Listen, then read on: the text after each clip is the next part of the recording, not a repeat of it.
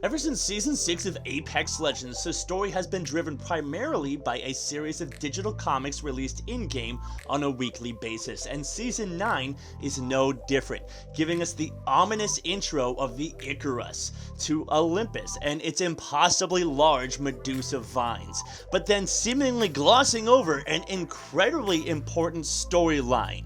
It's revealed the Syndicate has opened Olympus to the public for a dedication ceremony to honor the legend Pathfinder for his heroism upon learning he saved the Outlands. Hold up, wait a second. What's up, you guys? I'm not amazing, I'm just mediocre, and that's right, your boy Pathfinder single-handedly saved the Outlands about 60 to 70 years ago in Apex Legends time. And it's all described right here in the Pathfinder's Quest novel. Now, if you haven't read this yet and you don't want to be spoiled, now's your chance to click off the video. If you haven't bought it, you want to purchase it, there's going to be a link down to the Amazon purchase page in the description below. But if you're still here on this video and you're ready to find out how Pathfinder saved the Outlands, let's get right into it. You see, Pathfinder's creation is directly tied to the energy crisis that Dr. Mary Summers, aka Horizon, was trying to solve. She discovered the very rare element of Branthium and intended to use it to provide unlimited energy to the Outlands. However, she was betrayed by Dr. Ashley Reed, an individual that many believe went on to be the Simulacrum Ash. However, leaving Horizon in space turned out to be a massive mistake, because 13 years after stranding her, even the combined genius of all the greatest minds in the Outlands could not figure out how to safely refine the Branthium into a substance that could be used as an energy source. Much like the oil that gets sucked out of the ground can't be put directly into your car and has to be changed into gasoline. So it's January of the year 2758, and we have this group of scientists all working together to solve the Branthium problem. And it includes even the likes of Gibraltar and Watson's grandparents over here. And of course, that X-out face right there would be Dr. Reed, who ended up betraying everybody. But these guys are all working together to solve the issue. And they actually, because of an observation of Horizon's son, Newton Summers, right there, they discover that they're not going to be able to refine the Branthium unless there is someone present inside the chamber to help adjust everything going on as the complex situation evolves. And so Dr. Reed actually steps up and suggests that they use a MRVN unit to perform these actions, and they just program him to get everything done. A month later, they assemble him, and as they're programming him, they get the opportunity for everybody to put in a piece of their personality into this unit, because they've all been fighting with each other over the last decade and a half. None of them really agreeing, all of them hot-headed geniuses. And for the first time, they can actually take all of those pieces of genius and put them together into one unit that might actually be able to function and work. It would then take pretty much an entire year to actually train Pathfinder to be able to do all of the actions necessary. So fast forward to December of 2758, and we have the first successful refinement of Branthium, and all of the scientists are gathered together, popping champagne, making toasts, ready to celebrate, when all of a sudden, in comes Dr. Reed with a squad of Apex Predators looking to steal all of the refined Branthium. Except that she can't do that without a two-factor handprint authentication.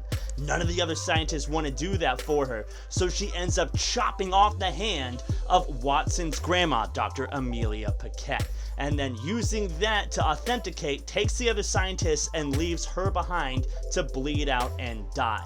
And it's actually here that we get the scene that we saw in Pathfinder's Fight Night trailer. She's bleeding out, losing hope, but Pathfinder taps on the window and comes to find her. And it turns out way back when he was being programmed about a month ago, they were suspicious of Dr. Reed from the beginning and turned him into a fail-safe mechanism that would be able to self-destruct the Phase Runner if anything went wrong. So with the help of Dr. Amelia Paquette, he activates the self-destruct sequence of Olympus and then goes to stop them and the mercenaries from transporting the Branthium, apparently to Grid Iron. Now this massive distance, normally a 20-year journey by jump drive, took incredible amounts of energy and actually required the Phase Runner to be overpowered. This is going to come back up later. Now, as they're preparing to send the Branthium through the Phase Runner, Pathfinder shows up, and using his failsafe authentication is able to shut down the power, sneak up on the Apex Predators, but not before Dr. Reed could call for some reinforcements. Now, the other captured scientists, seeing Pathfinder come to their rescue, are emboldened, start to pick up weapons, and fight off the mercenaries, some of them even losing their life in this battle. Dr. Reed even manages to get the jump on Pathfinder and nearly destroys him because she paid close attention to his schematics, but ends up getting stabbed in the back by Dr. Amelia Paquette as revenge for getting her hand chopped off. Now, this group of scientists have sealed off the doors and realize they are completely surrounded by reinforcements. Having the self-destruct activated, they all settle in and prepare to sacrifice the Branthium. But Pathfinder speaks up. He notices that the Phase Runner is overpowered, and instead of sending this Branthium a really far distance, they can send a bunch of it to a bunch of different planets in the immediate vicinity. So he loads up all the coordinates for all the planets of the Outlands, Solith, Samathi, Gaia, all of them, and starts sending the crates of Branthium out one by one by one. Bids his creators one final farewell, then travels through the Phase Runner with the final package of Branthium. And just at that moment, the Apex Predator reinforcements bust down the door, only to be greeted by the massive explosion of the detonation from the self-destruct sequence. And with all of this excess energy from the Phase Runner going off around this explosion, it created the Phase Rift on Olympus and the subsequent abandonment of its original scientific endeavor. Now, that's not to say it failed.